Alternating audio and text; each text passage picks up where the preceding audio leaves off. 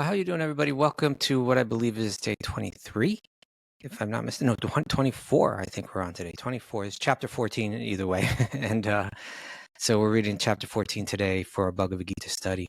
And I will begin our study today bringing you a concerning message that our minds are being influenced or altered by outside influences. Yes, I know this may sound troubling. It may make me look like a paranoid conspiracy theorist, but according to the Bhagavad-gītā, this is the fact that there are unknown, unseen, invisible, outside influences that are altering our mind all the time. And those are called the modes of material nature, the three gunas. But they're more than that, and we're going to get into that today. But let me just start by saying this. Think about it like this. We all like to think of ourselves as being independent and free. And we move through the world with the confidence that every step that we're taking, we're free to make clear choices and determine our own path, and that we can stand up and exert our free will unaffected by outside influences. Essentially, that we can think for ourselves. And yogis see it a little different. They tell us that for most of us, the yogis and the sages say that we live in a realm where our minds are very susceptible to being altered by outside influences. And that without our knowledge even, external forces work their way into our minds, and they affect the clarity of our thinking, and they alter the focus and the intensity of our desires, and they even modify our emotions. And these influences aren't just like some isolated threats that come and go, but they're everywhere. And they're insidiously woven into the tapestry of every object that we encounter and every circumstance that we experience, violating our internal awareness. And what are these influences? They're called the modes of material nature. So I just want to share some images with you. First, I want to share this image, which gives us an idea. We talk about these three modes of material nature. Now, they definitely have their influences, and we'll talk about that in a moment, but more than that, they're what this world is made of. They are if you take the material energy and you divide it, if you want to understand it more clearly, it can be divided into three essential energies or modes that function in a particular way. And one way to think about it is this image here of, we see nowadays they have this called a RGB color mixing, these video screens. And what these video screens are is they're made up of thousands and thousands and thousands of tiny little pixels that radiate light. And each pixel has like these sub-pixels inside, and which are three. And each one is one of three colors, either red, green, or blue, RGB, red, green, blue. And so according to which, in each of those pixels, how much light goes through either the red or the green or the blue subpixel, it determines what you see on your screen. And all the different colors, unlimited colors and images, can be formed out of just these three little colored dots. It's only three. They mix. You would look at a picture and you would say, oh, there's so many beautiful colors and shapes. But actually, it's just little red, green, and blue pixels that are creating all of that. And so the yogis in Bhagavad-gītā is telling us that in a similar way, everything that we see in the world that we're moving through is made up of three different energies, sattva, rajas, and tamas. And that any object that we see in this world is built out of these three. You could call them like three ingredients. It's all built by this. It's all built of this. Now, next image is that not only is it built out of these three, like a video screen, we can say, okay, but each one has a powerful influence. In other words, the yogis say that every object that we're experiencing in this material realm that we're moving through, in the universe that we're in, is built out of a combination of these three. But in every object, one of the three is predominant. And the influence, the particular influence of that particular mode that's dominant radiates from that object. And by radiating, I mean that when we come into contact with it, it influences us. And the yogis are particularly concerned and interested in how it affects our minds, because yoga is all about the mind. And so each one has a different influence, and we're going to go into this detail just very briefly right now. The sattva guna, or we could call it the mode of goodness, when you contact it, it brings a sense of contentment and clarity, lucid thought, right? And here we have a glass of orange juice. It's sweet, it's satisfying. You drink it, you feel good, your mind is nice and clear. Then we have a can of Red Bull. Okay, that's like Rajas personified, I guess, manifest in a form of a can to drink. But you drink that and you don't feel content. You feel like Rajas means I'm not content. I need something that I don't have. It's stirring up desire. It's stirring up restlessness. If I'm going to be satisfied, if I'm going to be happy, I'm going to need to get something that I don't have, or I don't have enough of. And it pulls one to go into this world and compete. Even you see their logo is like these two bulls ramming into each other. Okay. And then tamas, the mode of ignorance, or the mode of darkness. Here we have some alcohol, right? Tamas means one becomes, it's like really debilitating. Sloth, laziness, a darkness, madness, destruction, like this. It's a really destructive thing. We see drunk people, they're drinking, they're lying down in the street, and they're vomiting, and they're incapable of operating in the world, and it destroys their own lives, right? And they destroy other property or other people's lives. So if you come into contact with a glass of orange juice, chances are you're going to feel more content, and your mind will remain clear. And if you, it'll nourish your body. All the systems in your body will benefit from it. The fiber in there is going to be good for you. The nutrients, the vitamins, and so on. They're going to give you health, and with health comes a clear mind, etc. And then the rajas, it's the opposite again. You drink this stuff, and you're going to be like, I need something that I don't have. And tamas, it's going to make you more destructive and self-destructive. Okay. So this is important for the yogi, that I'm moving around in a realm. Every object is radiating a certain influence. That influence is going to make it either more difficult for me or less difficult for me to get myself under control and move forward and free myself from the bondage that I'm in. And we've heard quite a bit about the gunas in the Bhagavad-gītā already, but we haven't had like a full study of them. We're going to get that in this chapter, as well as in the 17th chapter, and quite a bit in the 18th chapter as well. But let's just quick review of some of the things that we've heard about the gunas, or the modes of material nature. In text 245, Krishna said to Arjuna, Trigunya Vishaya Veda, that the 4 Vedas main dealing with living a life within the realm of the 3 gunas, how to maximize pleasure and happiness within the realm of the 3 gunas. And then he said, Nishtrigunya Bhavarjuna, oh Arjuna, you should transcend these modes, become free of their influence. Right? That's what yogis do. And then in 327, we heard that the spirit soul, bewildered by the influence of the false ego, thinks himself the doer of activities that are in actuality carried out by the 3 modes of material nature. And that goes back to the image that we shared yesterday of a man sitting in a chair. He's just sitting there, but in the world he's running, right? In his virtual world, he's plugged into a virtual reality, and he feels like I'm running in the world. But actually, he's doing nothing. Everything's being carried out by that computer program. This is what text 327 was getting at, and we'll go deeper into that today. And then in the 7th chapter, Krishna said, know that all states of being, be they of goodness, passion, or ignorance, are manifested by my energy. He's the programmer. He's providing the coding.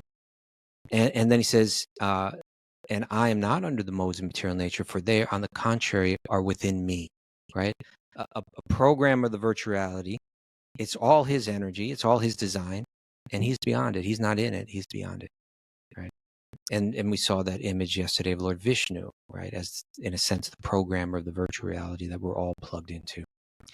Okay, and then text 13. This 7th chapter, text 12, 13, and 14 all have important information about the modes. Text 13 says, deluded by these 3 modes, deluded by this coding and the programming, the whole world does not know me, right? I'm moving around and being influenced by all this energy. Deluded by it, we do not know Krishna, who is above the modes and inexhaustible. And then 7:14 is a famous one. The 3 modes of material nature are very difficult to overcome. But for those who have surrendered unto Krishna, he says, those who have surrendered unto me, they can easily cross beyond them. We're all trapped in a virtual reality. It's very hard to get out. But if you just connect with Krishna, then you can become free easily, he says. And finally, not that this is an exhaustive list, but we just heard just a few verses back in the chapter 13, in 13:22, Karanam guna sangosya sad asad yoni janmasu, that due to our association with these 3 gunas, we take birth in both favorable and unfavorable wombs, it says, in favorable and unfavorable circumstances amongst different species. We're associating with the modes of nature and all the different objects that we're coming across. Our minds are becoming influenced, we're becoming more clear or more discontent or more insane, right?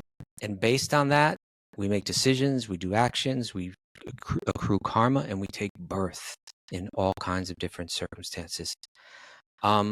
Okay, so now in chapter 14, we're going to go more into detail about these modes of material nature and how we can cross beyond them, as it was said in text 7:14. So the first 2 texts, in text 1 and 2, are kind of a glorification of the knowledge that we're about to hear. And Krishna says to Arjuna, this is knowledge by which all the sages have attained the supreme perfection, right? If we can understand how this material world works, how the universe is coded, then it will open the door to us to transcend them and attain this supreme perfection. And then in text 3 and 4, it's a description of Vishnu's glance of consciousness that gives birth within matter to all beings. So in other words, there's matter, which is the virtual reality, or the realm of the 3 gunas, the realm made of the 3 gunas. And then the souls, we, which are made of spirit, we're not made of the 3 gunas, we enter into that realm. So he's saying in these 2 texts, 3 and 4, that he's the father and material nature is the mother. So he impregnates the material realm with a glance. This is described in the Brahma Samhita, an incredible text. But with his glance, we enter into the material realm. We take birth in it. And so we're made of spirit, but we're in the virtual world. We're meant to be in the spiritual world. But due to our desires, he's glanced us in to the material realm. And now we have spirit existing in its unnatural state within a material virtual world, within matter made of the gunas. What's the binding influence within matter that ties the soul to the body and to identifying with the body? That's these gunas, right? They're working and influencing us to identify with the body. Think I am a man, I'm a woman, or this, I'm that, and I want this, and I'm happy, or I'm discontent, or I'm crazy, or whatever it is. It's the gunas that are binding us to it. So texts 5 through 9 speak about how each mode specifically conditions one. These texts describe that the material nature consists of these 3 modes that condition the soul when it contacts them. We read about that in text 5. And then it describes each one and how it conditions us. And we hear about how goodness brings clarity and frees one from sin, or you could say bad karma. But it also binds one. Even the mode of goodness binds one with an attachment to happiness and knowledge. You could say to contentment and clarity, right? I'm happy in my life. I have my peaceful situation. I understand life. And even that is a material type of conditioning. Then he goes on to say that passion drives one with endless desires, and it binds one to restless activity.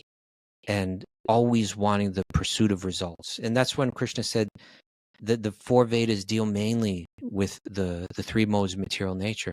This mode of passion makes one want to act in such a way to get what we don't have. And it keeps us very restless. There's no way that this mind, influenced by rajas, can meditate, right? It won't be possible because it's always focused on the externals. I need to change the externals. The sattvic mind, okay, everything's all right. I don't need to change anything. Let me go within. The rajasic mind, no way. What to speak of the tamasic mind, right? Ignorance clouds one's awareness. It produces laziness. It produces delusion and sleep. And it binds one to madness. And we see madness all around us all the time. And what to speak of when people go out and they start taking intoxications late at night. We all know. You go to a police station late on a Friday or Saturday night, and you're going to find the mode of ignorance, the results of the mode of ignorance. It binds one to madness. People do stupid things. They wake up the next morning and say, oh, I can't believe the way I behaved, right?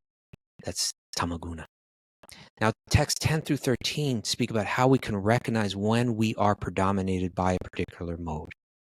That the modes continually battle for dominance. Sometimes goodness is winning. Sometimes passion takes over. Sometimes ignorance takes over. Goodness is recognized when one's body feels illuminated with clarity and knowledge. Passion shows itself through strong attachment toward this restless activity and intense effort and insatiable desire. If we're feeling that, we know passion's working in us. And ignorance becomes evident when we experience this kind of this darkness of perception. We can't make clear, sensible decisions, and we become inert, and we become deluded. That's the mode of darkness. Where will these modes take you? Texts 14 through 18 speak of that. Where they lead is very distinct. It speaks about when we die. When one dies in the mode of goodness, one goes to the higher planets.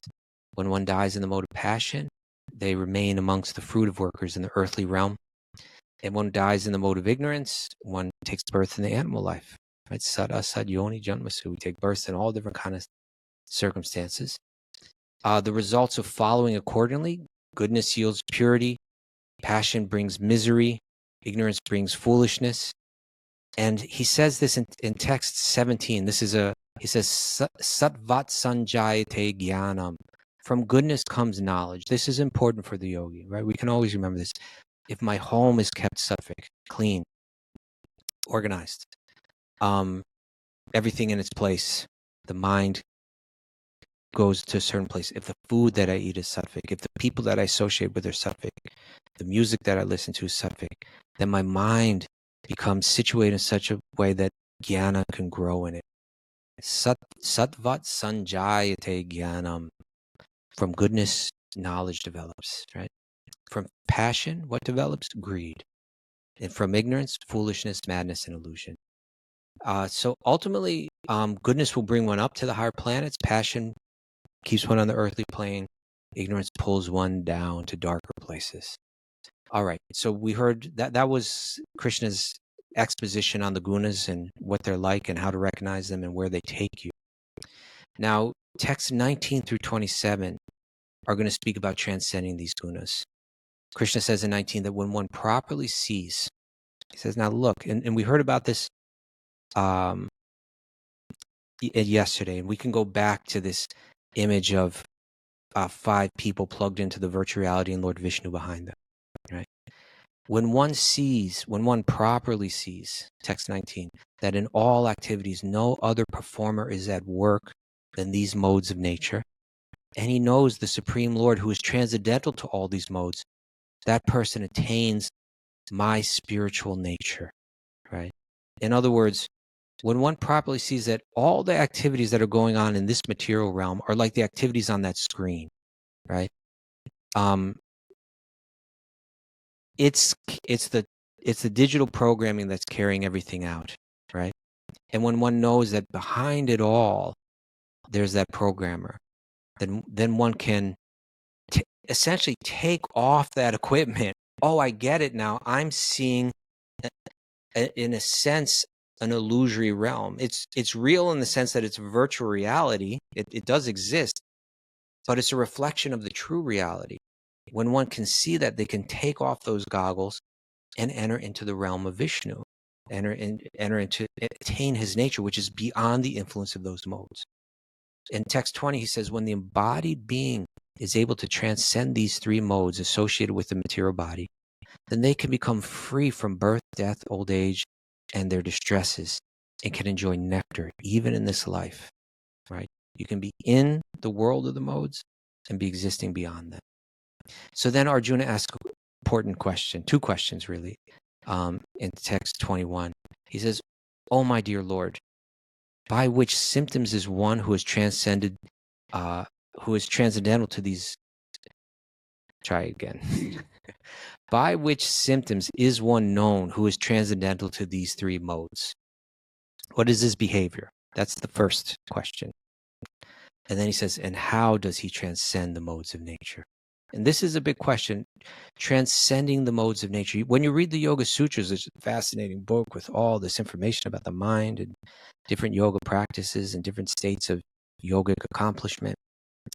The last sutra in the Yoga Sutras says that ultimate liberation, it's called Kaivalya there, ultimate liberation is when the gunas, devoid of any purpose for the Purusha, return to their original latent state. It's almost like when the virtual reality for them shuts down and they take off the goggles and they see the real world. I'm no longer influenced by the virtual reality. I'm no longer influenced by the gunas. That's when you're free. So Krishna answers this question by describing what we call the Brahman realization, right? Realizing, when one can realize, I'm not this body, I'm not this virtual body in the virtual reality, I'm not this body made of flesh and blood. I am spirit. I have a completely different nature. When you get that, then the mind becomes very even to what's going on in the virtual reality, right? Like I said yesterday, what if that person in the virtual reality is running down the virtual street in the virtual reality and some virtual criminal with a virtual weapon comes virtually running at him, right? If you don't know that it's a virtual reality, you become frightened. But if you know that it's all unreal, then you can sit there in your chair and watch it and not be afraid that you're about to be attacked. Right? So this is describing that state called Brahman realization, where even I'm in this world, I can see what's happening and my mind becomes peaceful. I'm not afraid. Right? So here are some of the things, and these are things we've been hearing about throughout the Bhagavad-gītā. How do we recognize someone? What is the behavior of someone who's transcended the gunas? They're unwavering and undisturbed through all the different reactions within the material realm. They remain neutral and transcendental, knowing that the modes alone are active. This is just a show, one sense, right? They're situated in the self, right? Not in the virtual reality, not in the material realm, but they're situated in the self. They regard alike happiness and distress, right? Pleasant things are coming, unpleasant things. I know it comes and goes. They look upon a lump of earth, a stone, and a piece of gold with an equal eye. They're not thinking, oh, this gold can get me something that's going to buy my happiness.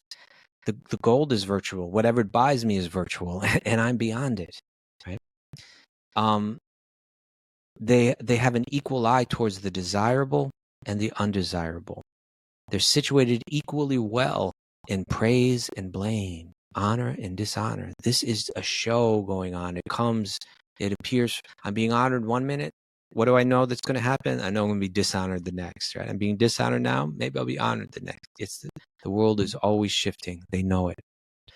They treat alike both friend and enemy, right? People treat them nicely to them. People are nice to them. They're nice to those people. People are not nice to them. They're still nice to those people, right? They don't see I have friends and enemies, right? They realize everybody's plugged into this virtual reality and being influenced by these modes, just like me. If they're being not so nice to me, it's just they're being influenced by the lower modes, right? But there's still a soul, pure soul underneath that. They've renounced all material activities. Such a person is said to have transcended the modes of nature. This is called Brahman realization. Now the big question, number 2, is how does one transcend the modes of nature? This is very interesting. All right. What is the answer to this? Krishna comes right out of the gate in text 26 by repeating what he's been incessantly repeating throughout the chapters, beginning really at the end of chapter 6 and steadily from chapter 7 onward.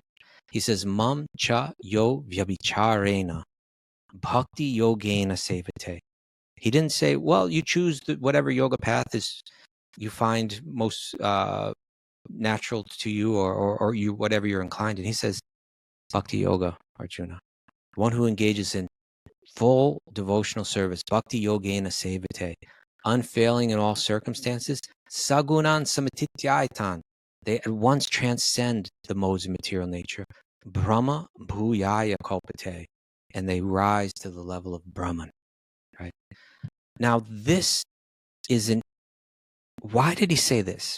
And I want to. When I bring up that question, I'm bringing it up in relation to the common debate within Vedanta, or you could say that the two different understandings within Vedanta. It would seem one could logically come to the conclusion that my experience in this world and the suffering that I go through is caused by form and is caused by individuality, right? The form that I have is growing old and falls apart and causes me pain, right? It's limited in ways that I wish it wasn't. There are other forms in this world. Some of them are pleasant to me, and I try to keep them close, and eventually they fall apart or become lost, right? Other forms are unpleasant. I try to avoid them, and I create other forms to shelter me from them, but I can never fully find the shelter that I'm looking for in the material realm because it's in a constant state of change. So form is the cause of suffering. Individuality, right? I have my desires, and then they conflict with other desires. There must be a realm. If there's a realm that's beyond suffering, it must be a realm beyond form and individuality. So when Krishna is asked, how does one come to this Brahman platform and transcend the modes of material nature? You would think, why a method that's focused on form, right? Now, of course, Arjuna asked Krishna this question at the beginning of the 12th chapter. Who knows yoga better, right? Those who are focused on your form, or those who are focused on that formless facet of your energy, the Brahman, right? The oneness. Who knows yoga better? He said, the ones that are worshiping my form with devotion, with bhakti, they know yoga best. Now here, when he's saying, how do you transcend the modes? He brings him to form. Bhakti yogena sevate, serve me as a person, and you quickly transform it. You quickly transcend those modes of material nature. He didn't say, well, all of this, if you want to have an even mind, you got to get to even energy and material, form and individuality. They aren't good for evenness. You got to meditate on the oneness, right? No, he said, serve my form, serve me, right? And you quickly transcend it, easily transcend it. So what is the logical connection? Why would worshiping Krishna, this form, free one from the influence of the gunas, bring one to the level of Brahman? And here he says in text 27, the last verse of the chapter, Brahmano hi pratishtaham. Pratishtaham. Pratishta, it means like the foundation. I am pratishtaham. I am the foundation. He says, I am the basis of the impersonal Brahman. It rests on me. It's one of my energies. I support it, right? I am the basis of the impersonal Brahman, which is immortal, imperishable, and eternal, and is the constitutional position of ultimate happiness.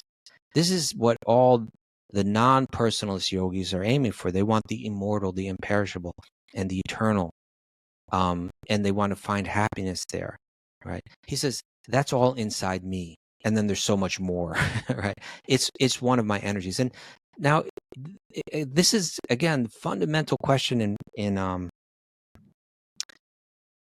Vedanta is Brahman beyond Krishna, right? If you read the teachings of many Vedantins, they'll say that there's a principle higher than Krishna, because Krishna is a form, has a form, right? And formlessness is superior to form. Actually, form doesn't even truly exist. Formlessness is the reality. But let's see what the Bhagavad-gītā is teaching us. Now, one might come to that conclusion if they read the Upanishads. But the Bhagavad-gītā is Gita Upanishad. It's spoken, it's giving Upanishadic knowledge, but it's because it's itihasa, it's there to clarify any lack of clarity in the earlier texts like the Upanishads in the Shruti, right? It's meant to clarify. It speaks more clearly. And we've seen in the 7th chapter, text 7.7, Krishna said, Mata parataram nanyat kinchid. There is no truth superior to me, right? There's nothing beyond me that you need to reach. The Advaitins will say, you need to let go of worshiping Krishna is good for a certain amount of time, and then you come to a higher level and you begin to rise to sattva guna. But then when you want to completely transcend the gunas, you need to leave the idea of all form, including the form of Krishna, which is illusory. You need to leave it all behind. Krishna says, no. Mata paratanam nanya. There's no truth superior to me. And he clarifies that he's still more explicitly in text 724. He says, avyaktam vyaktam apanam manyate mam abudhaya. That the abudhaya, that less intelligent, really means unintelligent people who do not know me perfectly, think that avyaktam vyaktam apanam. I was impersonal before. I was this non-personal energy and have now assumed this personality. Now I have taken this form. Due to their he says, due to their ajanantaha, due to their lack of understanding, they do not know my higher nature, which is just like the Brahman, imperishable and supreme, right? In text 10:12, Krishna said, Parabrahman, Arjuna rather said, Krishna, you are the Parabrahman. You are the ultimate Brahman, the supreme Brahman. And now Krishna says, Brahmano hi pratishtaham. Indeed, I am the foundation of the Brahman. How do we transcend the modes? How do we become free? Krishna says, Bhakti Yoga. Worship me, and you'll easily transcend those modes. That's chapter 14, a deeper look into the modes of material nature. Chapter 17 is going to give a similar exposition on the modes of material nature. When the yogi really understands this, they begin to understand how the world that they're moving through is influencing them, how to become free from that influence. By keeping one's mind focused in devotion, one can remain free from their influence, move through this realm in such a way where they're uninfluenced, where their minds will not be influenced by outside, will not be altered by outside influences, and they can become free. Thank you all so much, and look forward to joining you tomorrow for, I guess it'll be day 25. Hari Om Tat Sat.